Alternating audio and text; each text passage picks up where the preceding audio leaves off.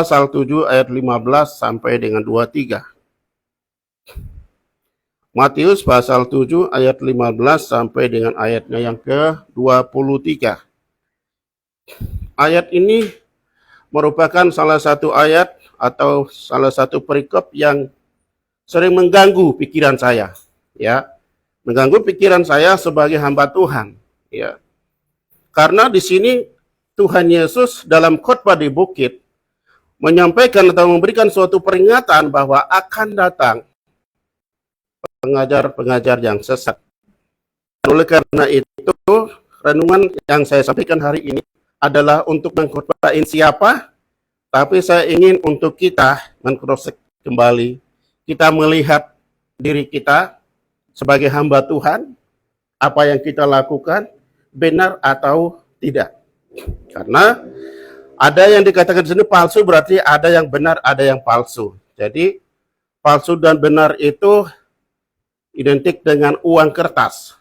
Kalau uang kertas, angkanya sama, warnanya sama, kertasnya juga modelnya warna sama, tapi belum tentu. Yang satunya adalah yang benar, dan yang satunya tidak benar. Tidak berbicara tentang kualitas. Dan ayat ini sudah disampaikan oleh Pak Waketum di tempat rumah saya waktu fellowship 2 bulan yang lalu, ya. Dan itu terus mengganggu pikiran saya. Apa sih sebabnya? Ya, sebabnya adalah Markus pasal 16 ayat 17 dan seterusnya itu dikatakan tanda-tanda ini akan menyertai setiap orang percaya. Ya, tanda-tanda ini akan percaya. Mereka akan subur bisa menuliskan demi nama Yesus. Semua itu dapat tanda penyertaan Tuhan telah dibuktikan dengan apa yang mereka telah lakukan. Tapi Yesus juga berbicara tentang dalam konteks ini adalah sudah dilakukan hal-hal itu, tapi dikatakan Tuhan Yesus tidak pernah mengenal mereka. Ini menjadi tanda tanya, bagaimana ini? Ya kan? Tuhan katakan ini adalah tanda-tanda penyertaan orang yang percaya. Tapi yang sudah dilakukan hal itu dikatakan pembuat kejahatan. Jadi itu yang mengganggu pikiran saya. Saya juga merenungkan bagian-bagian itu. Sebagian sudah dijelaskan oleh Pak Waketum waktu kita di sana. Saya ingin untuk kita merenungkan ini lagi kembali. Untuk mengkoreksi kita kembali. Ya, kita dipanggil Tuhan. Kita hamba-hamba Tuhan. Tidak perlu menilai siapa yang benar salah. Tapi mari kita bisa melihat diri kita. Karena Tuhan Yesus sudah memberikan peringatan bahwa akan ada pengajar-pengajar sesat yang akan datang. Karena itu, saya tidak akan membaca itu semua. Tapi saya akan baca di ayat 15.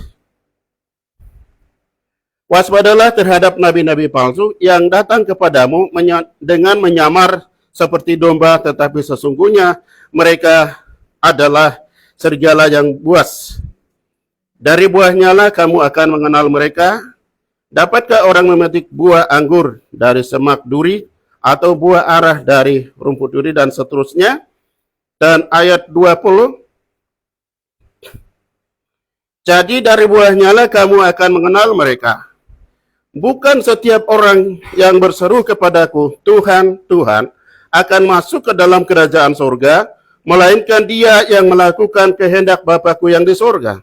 Pada hari terakhir, banyak orang akan berseru kepadaku, Tuhan, Tuhan, bukankah kami bernubuat demi namamu, dan mengusir setan demi namamu, dan mengadakan banyak mujizat demi namamu juga? Pada waktu itulah aku akan terus terang kepada dan berkata, aku telah mengenal kamu. Enyahlah daripadaku, kamu sekalian pembuat kejahatan.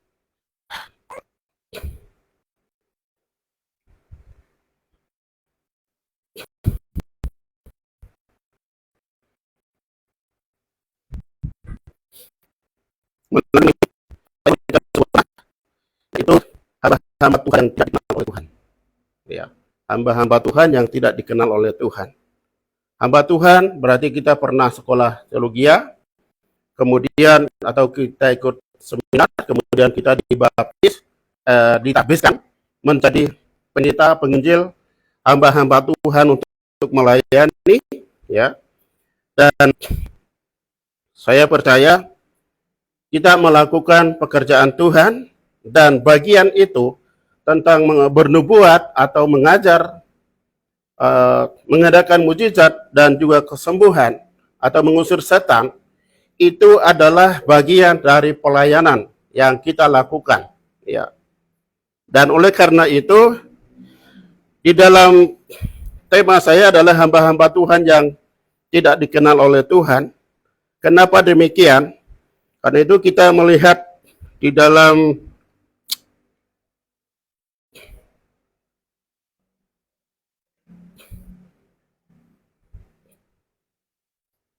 arti kata dari nabi-nabi, ya.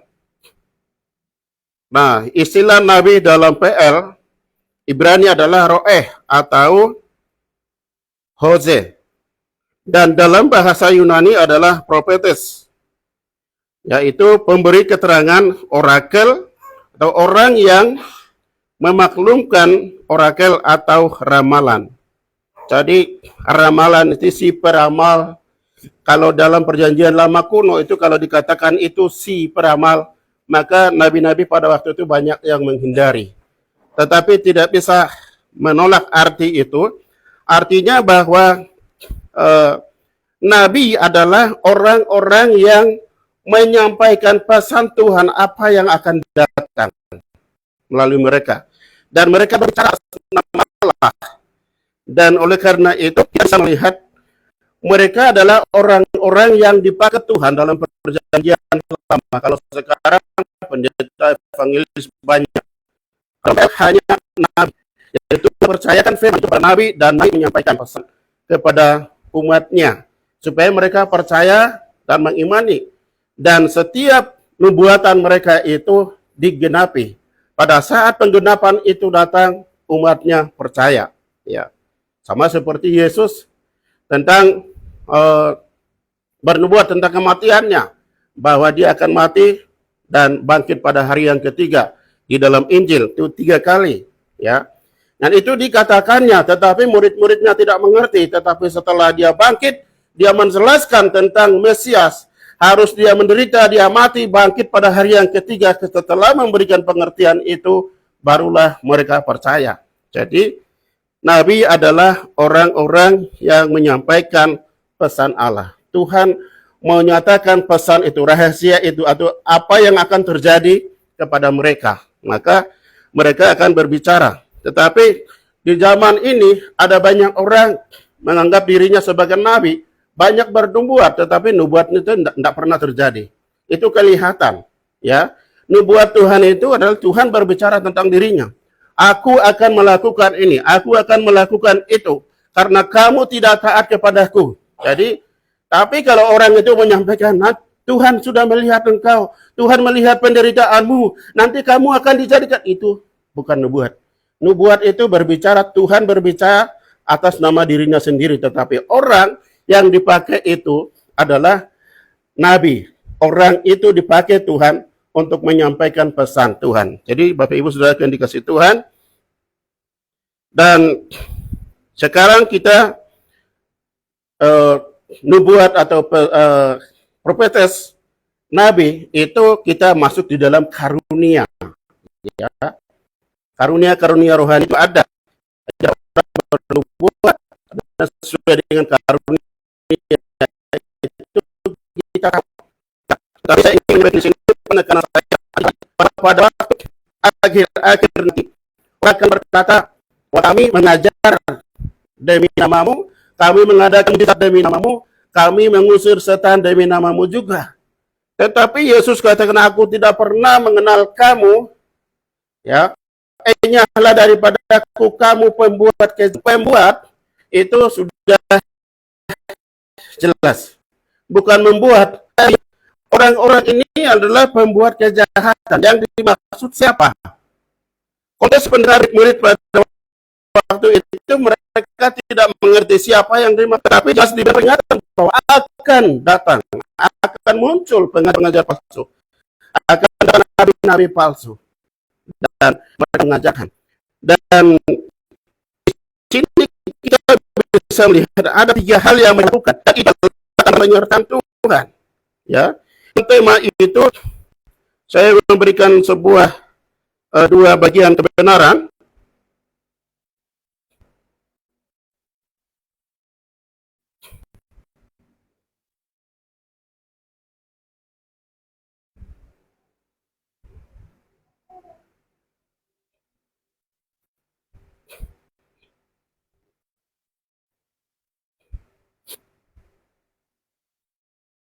Ya, yang pertama itu adalah hamba-hamba Tuhan yang dikenal oleh Tuhan Yesus dan melakukan kehendak Allah dan masuk ke dalam kerajaan surga. Itu di dalam ayatnya yang ke-21 bagian B. Jadi orang-orang yang masuk dalam kerajaan surga bukan karena mereka berseru-seru pakai nama Tuhan, tetapi mereka yang melakukan kehendak Bapakku yang di surga. Mereka yang akan masuk dalam kerajaan surga. Orang-orang yang melakukan kehendak Allah dan masuk dalam kerajaan surga ini adalah hamba-hamba yang benar, bukan yang palsu, ya. Dan melakukan kehendak Allah itu apa, saudara? Ya, menurut kebanyakan orang bahwa melayani untuk doakan orang sakit, mengunjungi orang bermasalah di LP, ataupun kita pelepasan roh jahat orang-orang yang dipengaruhi, ya, dan kemudian kita mengajar, apapun kita lakukan itu orang selalu katakan kehendak Allah, tetapi penekanan yang dimaksud Tuhan Yesus di sini adalah beda. Penekanan kehendak Bapakku adalah orang-orang yang melakukan pekerjaan Tuhan adalah mereka yang pergi dan memperkenalkan Kristus kepada semua orang, dan orang percaya kepada Yesus Kristus diselamatkan, dan Tuhan Yesus akan bangkitkannya pada akhir zaman.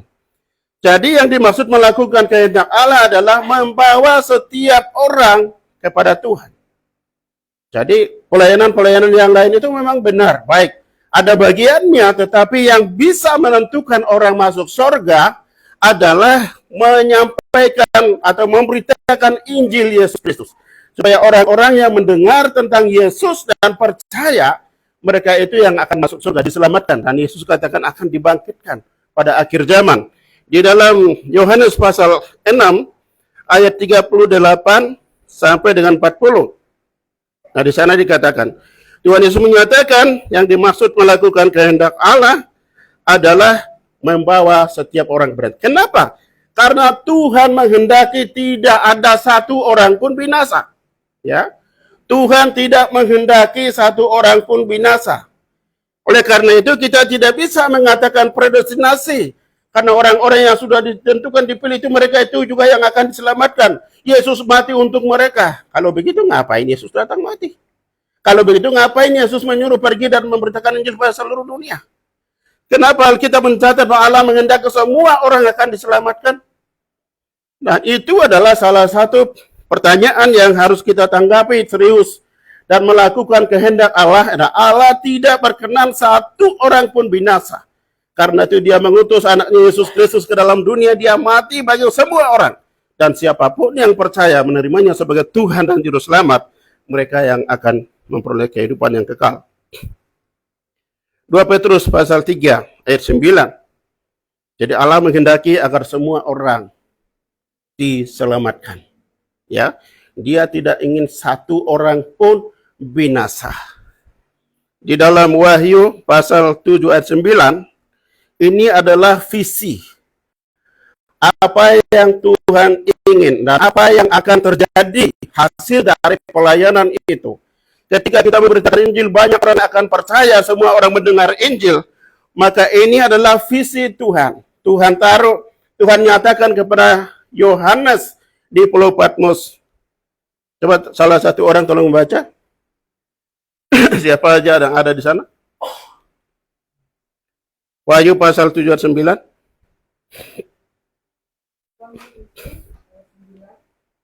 Kemudian daripada itu aku melihat sesungguhnya suatu jumlah besar orang banyak yang tidak dapat berhitung banyaknya. Haleluya. Segala bangsa dan suku dan kaum dan bahasa berdiri di hadapan tahta dan di hadapan anak domba, memakai jubah putih dan memegang daun-daun palem di tangan mereka. Iya, terima kasih. Jadi di situ jelas tidak bisa kita hitung, ya, beribu-ribu berlasan-lasan dan tidak bisa dihitung berapa, begitu banyaknya, luar biasa. Dari mana? Bukan hanya Israel, dari suku, dari kaum, dari bahasa, dari bangsa manapun, semua akan berdiri di hadapan anak domba. Itu adalah visi dan itu akan terjadi. Dan siapa yang mewujudkannya?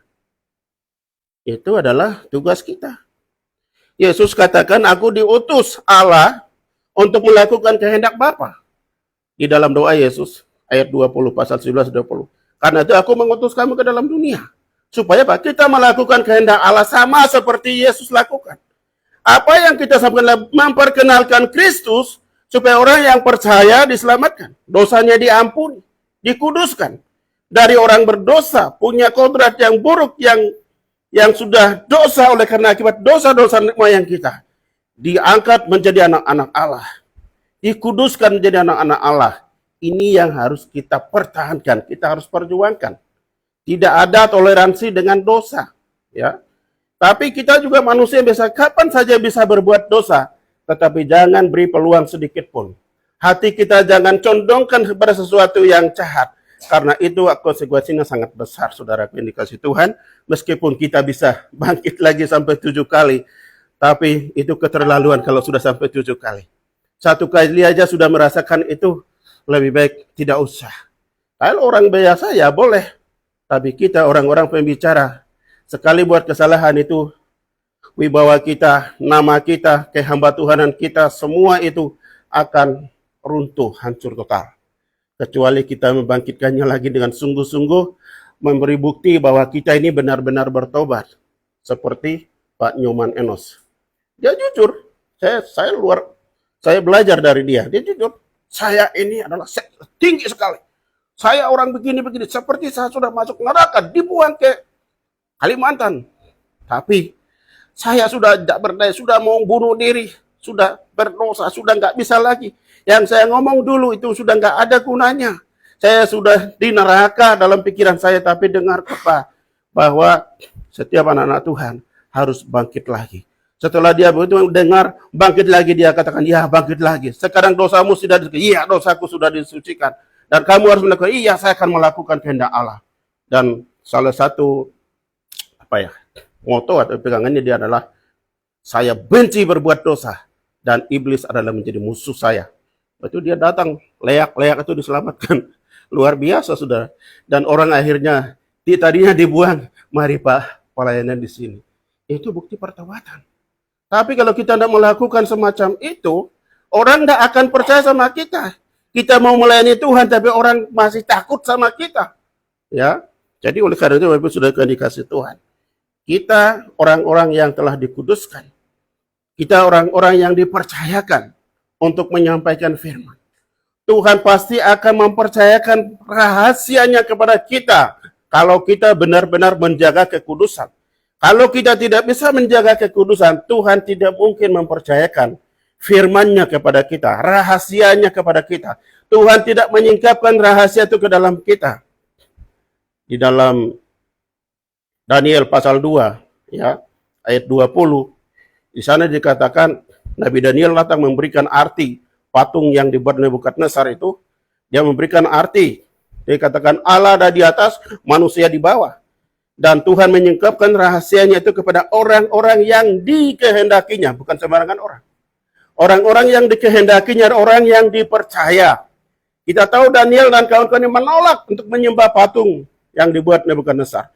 Mereka tidak makan persembahan-persembahan berhala. Mereka hidup kudus sehingga Tuhan mempercayakan kepadanya rahasia. Daniel adalah pemuda biasa. Dia bukan hamba Tuhan, bukan pendeta, bukan nabi.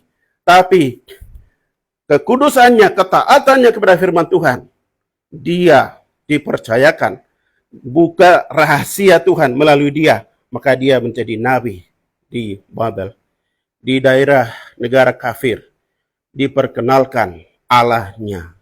Bagaimana dengan kita, saudara? Kita hamba Tuhan, utusan Tuhan. Tapi kalau hidup kita tidak beres, ya Tuhan tidak mempercayakan kepada kita. Masing-masing kita mengoreksi diri kita bahwa kita adalah hamba-hamba Tuhan yang diutus, yang mau dipakai Tuhan. Harus mau tidak mau berjuang untuk menjaga kekudusan. Karena Kristus tidak mungkin mati lagi untuk yang kedua kalinya. Jadi sekali dia kerja untuk selama-lamanya. Karena kita menjaga kekudusan supaya Tuhan mempercayakan rahasia itu kepada kita. Kita bisa dengan kepercayaan itu membawa sebanyak mungkin orang datang kepada Tuhan. Jadi kadang-kadang banyak yang berbicara melakukan kehendak Allah. Coba buktikan dulu. Berapa jemaatmu? Ya, Tuhan tidak menanyakan jemaatmu berapa. Tetapi berapa yang kamu bawa kepada Tuhan. Satu pun dipercaya. Berapa banyak, ribuan pun Tuhan masih bisa mempercayakan kita. Tetapi satu hal yang penting perlu kita perhatikan adalah bukan hal banyak atau sedikitnya, tetapi kualitas yang kita bangun. Karena itu pengajaran kita yang kita sampaikan, percaya Tuhan mempercayakan rahasianya kepada kita, pesannya kepada kita yang kita sampaikan, itu memberi buah. Buahnya kan kamu kenal dikatakan tadi. Buahnya itu bukan orang yang banyak, tapi buah pertobatan. Ya, saya pikir begini saudara. Dari tahun ke tahun saya melayani dari umur muda sampai sudah tua begini gitu-gitu aja. Ya, satu dua aja biar saya tinggalin aja gitu pikiran saya. Sekarang saya mulai keluar cari yang lain, orang yang tepat gitu. Tuhan berbicara kepada saya dalam minggu kemarin ya, minggu yang lalu, bukan kemarin ya, tapi minggu yang lalu itu jemaat satu pindah ke Sumba, pergi ke Sumba karena usahanya di sana tidak dikerjakan dengan baik, bangkrut. Jadi marah-marah juga di sana berantem. Jadi yang jemaat yang dari adiknya Arfan itu pergi ke sana. Dia tidak boleh teriakin suara keras. Itu langsung ambil parang. Dia langsung ambil parang. Kalau marahin ya sudah ambil parang. Kalau Pak Arfan ini sudah ngomong kasar, dia ambil parang. Makanya Arfan takut, dia terus peluk dia terus sama baik-baik dengan dia. Dan ketika Arfan pergi, dia muntah-muntah darah itu sudah maki-maki, sudah enggak sana. Pak, saya pergi ya. Dia datang malam-malam ke rumah saya. Pak, saya pergi ya. Biar kita selesaikan dulu urusan di sana. Tidak usah. Karena kamu sudah berkeluarga. Sekarang kamu urus diri sendiri. Itu waktu yang baik untuk kamu. Kamu mengurus dirimu, istrimu, anak-anakmu, dan mengurus dirimu dengan Tuhan. Tidak usah gitu. Baik Pak. Saya ajarin dia bagaimana dia menyelesaikan masalah. Ajarin dia tentang iman, pertobatan yang sungguh-sungguh itu bagaimana. Setelah saya ajarkan ini, dia pergi tanpa pamitan. Pak, saya ke Sumbanda juga. Dia pergi diam-diam. Kita mau hari Minggu mau ibadah di sana, Pak. Tolong bilang sama ibu ya beli sayur. Ini bapaknya lagi udah pulang kampung. Loh, kok enggak bilang-bilang? Udah saya khawatir ini. Kemarinnya sudah bilang ada masalah di sana. Wah, dua parang-parangan ini menyuruh saya. Tapi yang dilakukan justru terbalik. Ya, kebalikan. Orang-orang yang di sana dikasih pekerjaan, dikasih modal, dikasih gajiin, kontrakan sudah ditanggung semua oleh Pak Agus. Seharusnya mereka di sana bersyukur dengan bisa mengerjakan pekerjaan itu di sana. Gajinya aja 1 juta lebih dia kasih, luar biasa. Tapi kebalikannya mereka ini pasti marah. Tapi dia datang satu bawa babi sama kuda. Ini adik ipar, ini paman. Ya, tolong maafkan saya kalau saya salah. Semua dikasih itu semua, kuda satu, babi satu, sudah semua bagi-bagi itu. Baru mereka kumpul semua. Lalu setelah mereka datang semua, baru Pak Agus menjelaskan. Sebenarnya saya kasih pekerjaan supaya di sini perekonomian kalian tuh bisa dibantu, bisa makan. Saya sudah kontrakan, saya sudah barang-barangnya sudah saya kirim dan saya sudah bayar, kontrakan sudah bayar, kalian digaji. Keuntungan berapa itu kalian punya urusan. Saya tidak pernah masalah dengan itu. Tetapi kalian pekerjaannya tidak becus. Akhirnya mereka sadar yang seharusnya mereka lakukan, Pak Agus ini dia lakukan. Dan akhirnya semua menangis, damai. Pak Agus katakan, saya sudah berubah. Kalau dulu saya pegang parang-parang, tapi sekarang saya sudah tidak lagi. Karena saya sudah mau bertobat. Jadi saya melihat, oh ternyata saya salah. Buahnya ini sedang proses. Jadi pertobatan yang sungguh-sungguh akan terjadi proses. Yang kedua, dari 3 wasa itu kurus tinggi. Tapi kalau sudah orang ngomong, biar sebesar ini gagahin datang, apa?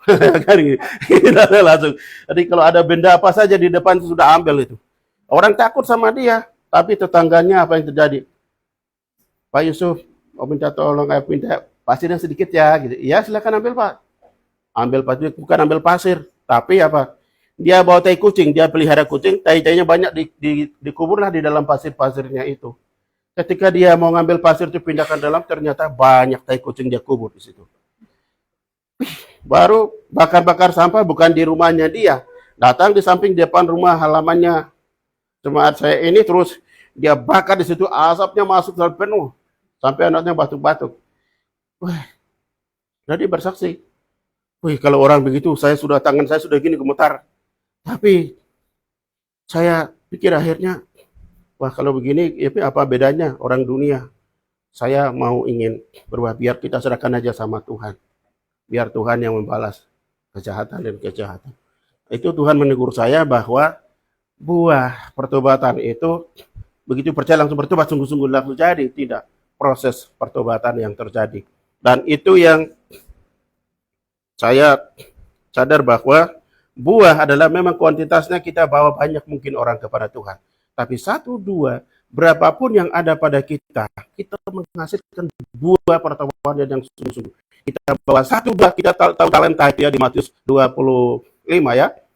Talenta itu ada yang 5 jadi 10, ada yang 2 jadi 4, ada yang 1 dikuburkan. Ya, itu dibilang kekerasan jahat. Seharusnya 1 bisa menghasilkan 1. Jadi 1 atau berapapun kita bisa berhasil membuahkan, artinya buah pertobatan. Pertobat baru yang ada pada kita bawa kepada Tuhan, yang di luar sana kita juga raih bawa kepada Tuhan.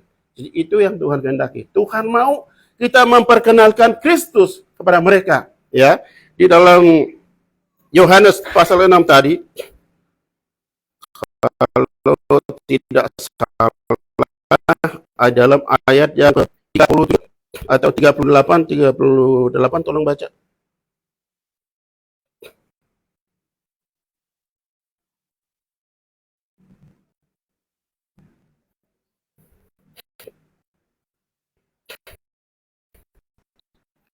Memperkenalkan Kristus kalau tidak salah. Yohanes pasal 6 ayat 38. Ya.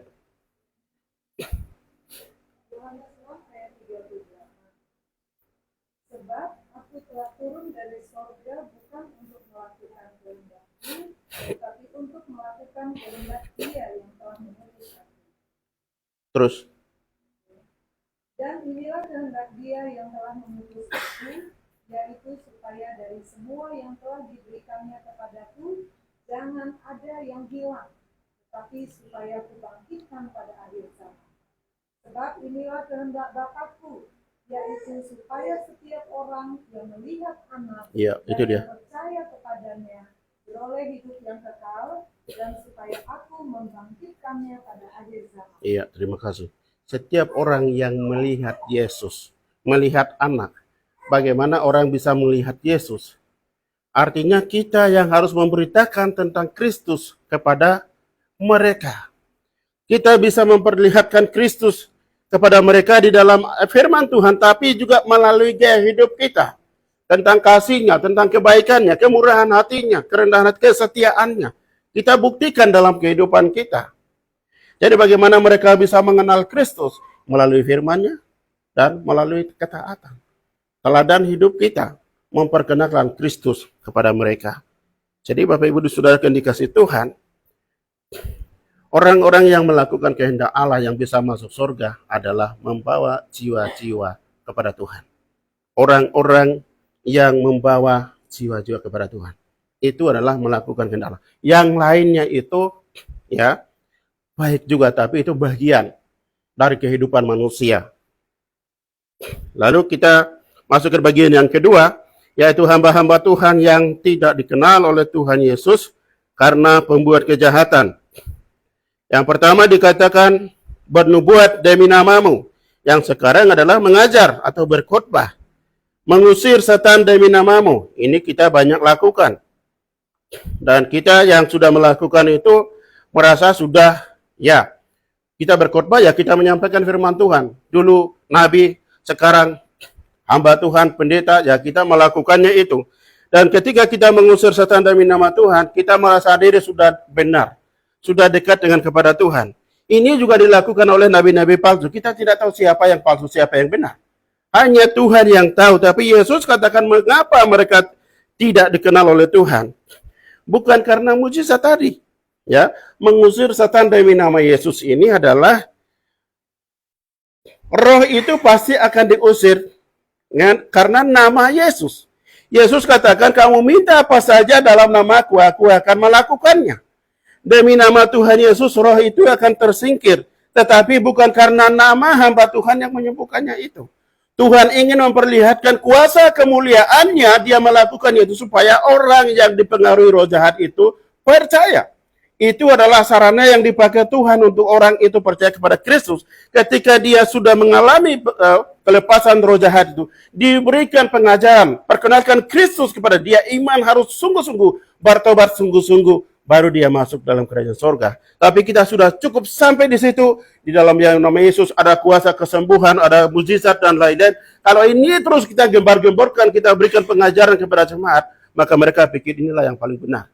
Padahal orang yang dipengaruhi roh jahat itu kalau dilepaskan, artinya kan dia kan normal kembali kan begitu. Lalu apa kepentingan apa di situ? Nggak ada. Untuk kesehatannya, supaya orang itu normal kembali. Kalau orang itu dia sakit disembuhkan, apa yang terjadi? Ya untuk kesehatannya dia sehat kembali. Tapi apakah kesehatan fisik ini dia bawa masuk dalam kerajaan surga? Kita akan mengenakan tubuh kemuliaan. Tubuh yang tidak dapat binasa. Yang bawa masuk ke dalam surga adalah iman kita kepada Yesus Kristus.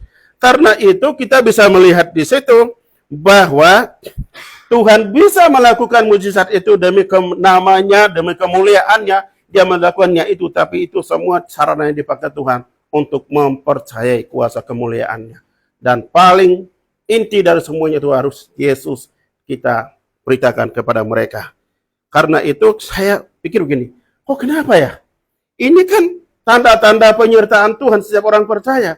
Kok bisa? Karena saya juga sering menyembuhkan orang sakit banyak, hampir mati juga sembuh banyak sekali.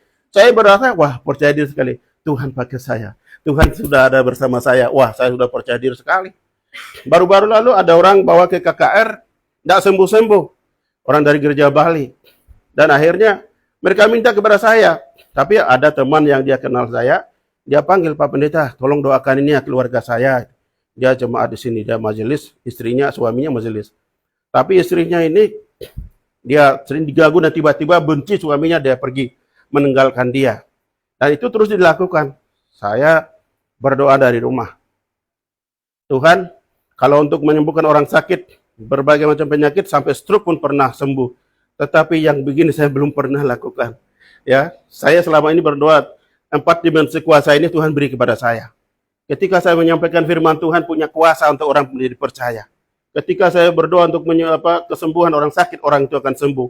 Ketika orang yang dipengaruhi roh jahat, roh itu akan terusir. Dan kuasa Roh Kudus secara penuh mengerjakan itu dalam hati saya. Supaya biar engkau yang dikenal, engkau yang dimuliakan. Saya minta ini terus, tapi belum pernah saya coba gitu. Wah Tuhan, sekarang ini. Dari kecil saya melayani Tuhan sampai hari ini sudah umur segini.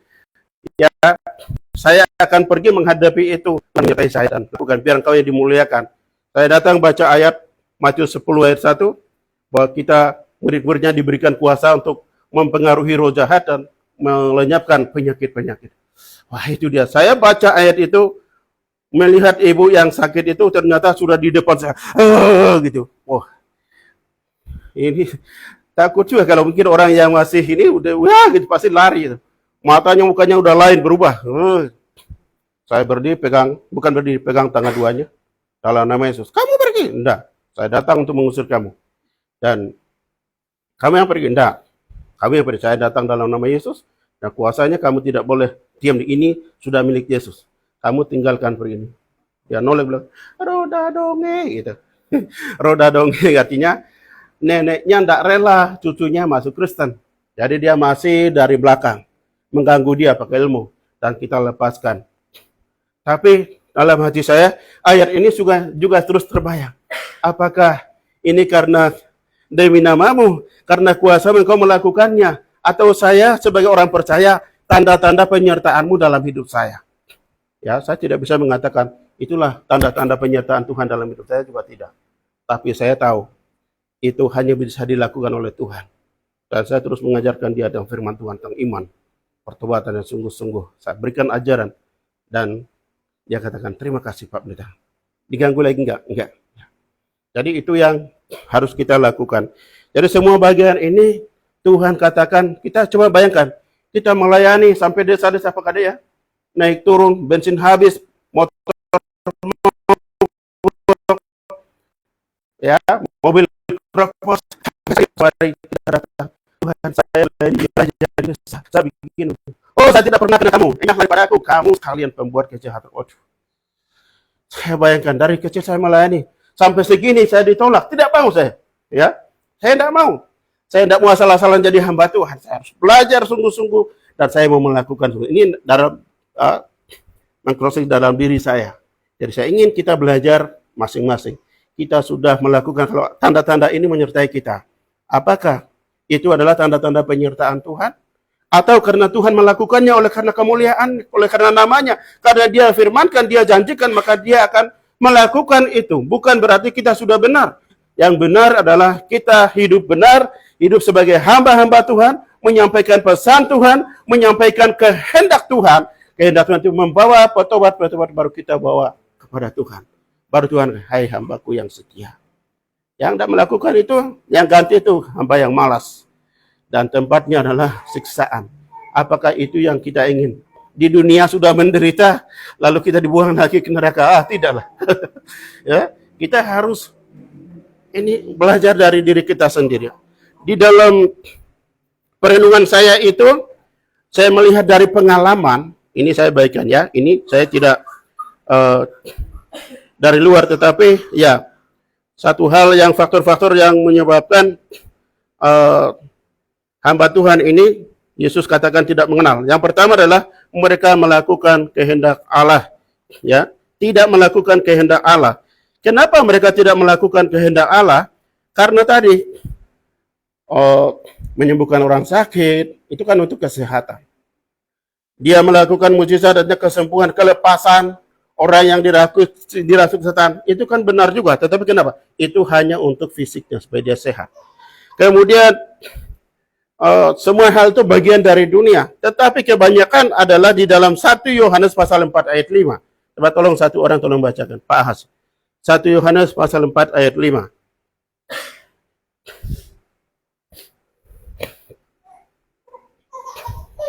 Maaf ya, saya khotbah agak panjang.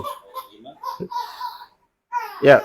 Mereka berasal dari dunia, sebab itu mereka berbicara tentang hal-hal duniawi, dan dunia mendengarkan mereka. Jadi roh dunia yang akan memimpin orang-orang ini atau rohnya Tuhan? Kalau dikatakan roh dunia, maka mereka akan berbicara tentang hal-hal dunia dan dunia mendengarkan mereka. Dunia itu apa, saudara? Orang khotbah banyak berbicara tentang berkat, berkelimpahan, damai sejahtera, mujizat, kesembuhan, kesehatan, ya. Semua hal-hal finansial di dunia ini digembar-gembarkan. Wah, coba saudara perhatikan, banyak berbicara tentang mujizat. Di situ gerejanya full, banyak, sampai ribuan. Kalau berbicara tentang Injil, mana ada yang mau datang? Nggak ada. Kalau semuanya berbicara, wah, saudara datang berbeda dengan waktu pulang. Setelah pulang, apa dia di rumah? Ya sama aja itu. Iya kan? Sama aja. Saudara akan pulang dengan damai sejahteramu. Apakah benar-benar semua pasti berantem masalah anak-anak? Itu di rumah cekcok suami istri. Iya kan? Itu yang terjadi. Inilah yang dikatakan orang mengganti firman Tuhan dengan mengganti hal-hal dunia. Hal-hal dunia ini baik untuk hidup kita, tapi itu tidak bawa naik dalam kerajaan surga. Itu tidak akan kita bawa masuk dalam kerajaan surga, tapi itu untuk kesehatan kita di dunia. Dan hal-hal dunia itu bisa kita lakukan karena kita dipercayakan otoritas itu untuk kita bisa melayani mereka. Jadi hati-hati, jangan sampai kita mengubah atau mengganti firman Tuhan dengan hal-hal dunia, membuat iming-iming kepada orang-orang yang kita layani dengan kita rasa berbohong. Saudara kondisi Tuhan. Yang kedua adalah motivasi menjadi hamba Tuhan yang salah. Ada yang ingin kalau dia hamba Tuhan, wah Pak Pendeta, wah senang ini. Kalau Pak Pendeta, wah sudah mobil Rus ya Pak ya. Wah bagus sekali. Wah Avanza, wah hamba Tuhan keren. Wah, keluarnya pakai dasi. Saudara-saudara, wah ingin dihormati, ternyata jadi hamba Tuhan. Bukannya dihormati, malah dicaci maki, malah dijelek-jelekin.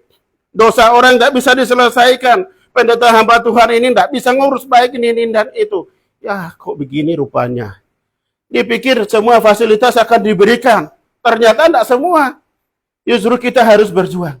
Oh, dulu saya pikir hamba Tuhan itu banyak dikontrakan. Banyak ini dan itu. Ternyata begini nasib kita.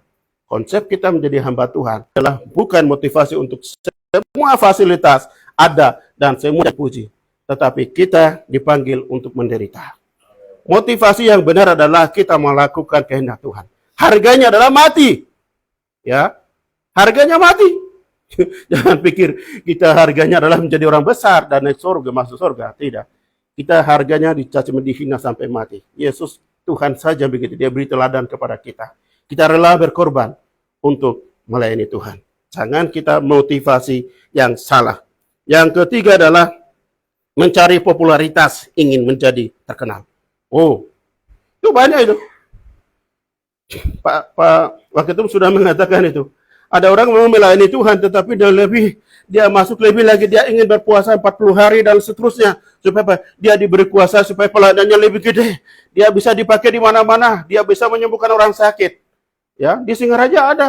Dikatakan semua hamba-hamba Tuhan di MPUK Buleleng itu semuanya bodoh, tolol semua. Di sini ada banyak orang pintar, tapi keberadaannya tidak cocok, tidak tepat berada di tempat ini. Ada yang mengatakan apa? Tuhan menjagamu, Tuhan memberkatimu. Artinya apa? Dia ini penulis buku. Dia menyamakan dirinya dengan profesor, doktor. Wah, dipanggil Pak Profesor. Hehehe. Gitu. Tapi kalau dihina, wah, ini banyak kata-kata untuk bisa membela diri. Kita bukan begitu. Dipanggil Tuhan kita bukan menjadi popularitas, saudara. Tapi kita bisa melihat, kenapa Yesus bisa menjadi populer, ya kan? Benar nggak? Kenapa Yesus bisa menjadi populer?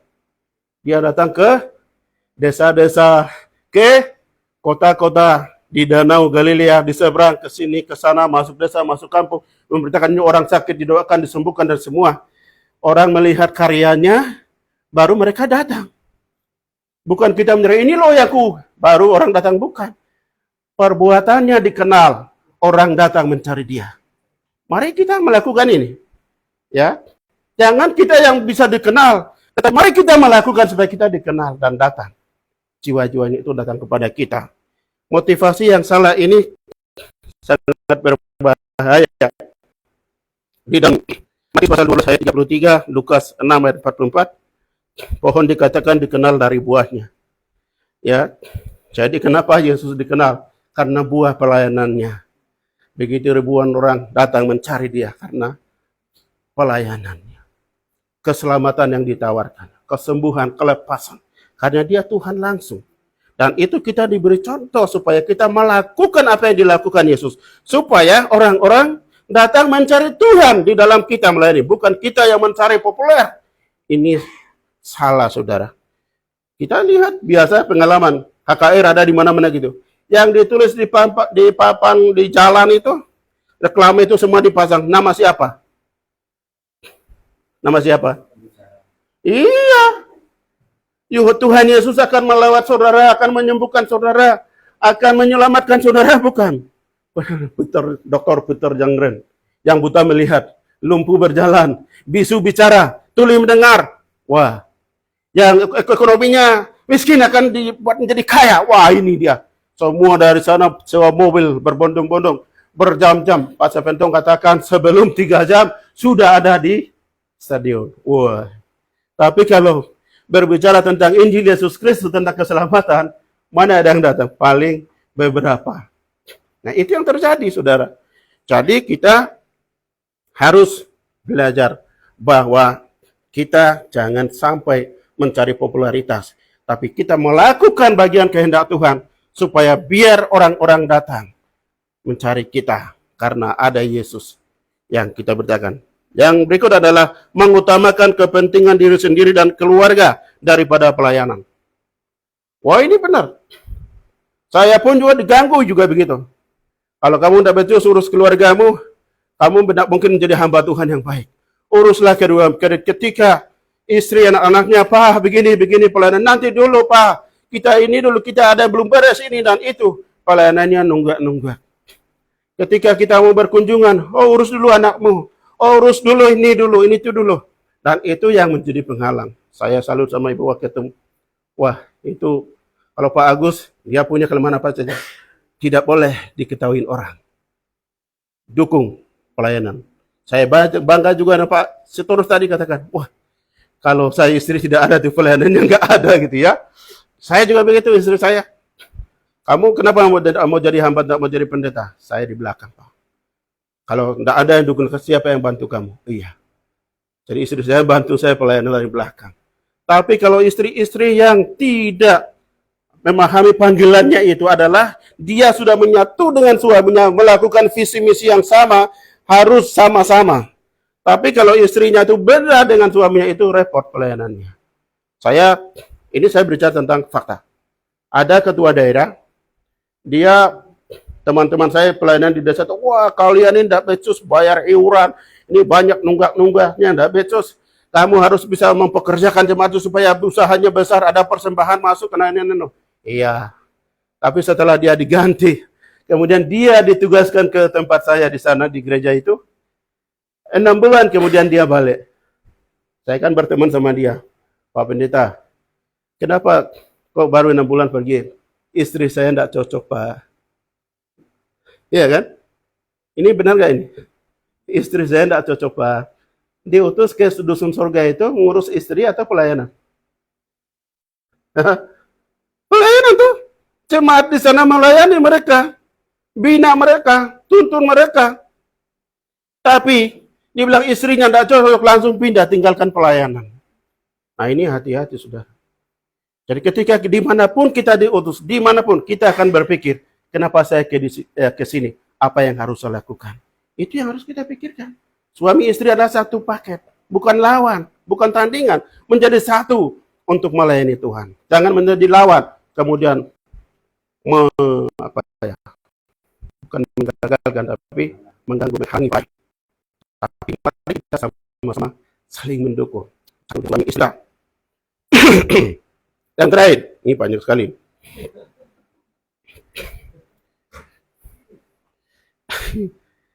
Tidak bertobat. Terakhir adalah tidak bertobat. Yohanes pasal 3 ayat 3 sampai 3 dan 5. Saudara ingat itu? Percakapan Nikodemus dengan Tuhan Yesus. Nikodemus itu siapa? Apa Farisi? Tahu nggak Farisi itu kenapa? Farisi ini adalah kelompok yang paling radikal. Jadi tidak main-main. Mereka semua ada dalam hukum. Mereka bersih-bersih sekian, bayar pajak sekian, sempurna. Oke, seperti Rasul Paulus. Ya, aku adalah dari bangsa Israel asli, dari suku Benyamin. Dia membenarkan diri. Soal agama hukum Taurat, aku tidak sempurna. Aku tidak ada yang celah ya. Dia sempurna. Sama dengan Nikodemus. Tapi dia datang malam-malam bertanya kepada Yesus. Apa yang dikatakannya? Guru, kami tahu bahwa kalau Tuhan tidak menyatakan semua itu, tidak ada satupun yang dilakukan seperti yang Anda lakukan. Kami tahu bahwa engkau guru diutus Allah. Jawab Yesus apa? Bukan dia jawab pertanyaan itu. Setiap orang yang tidak dilahirkan kembali tidak masuk dalam kerajaan Allah. Ayat 5, tidak setiap orang yang tidak dilahirkan kembali oleh api dan oleh air dan roh tidak melihat kerajaan. Jadi tidak melihat dan tidak masuk, kedua itu sama. Kalau tidak masuk pasti tidak melihat.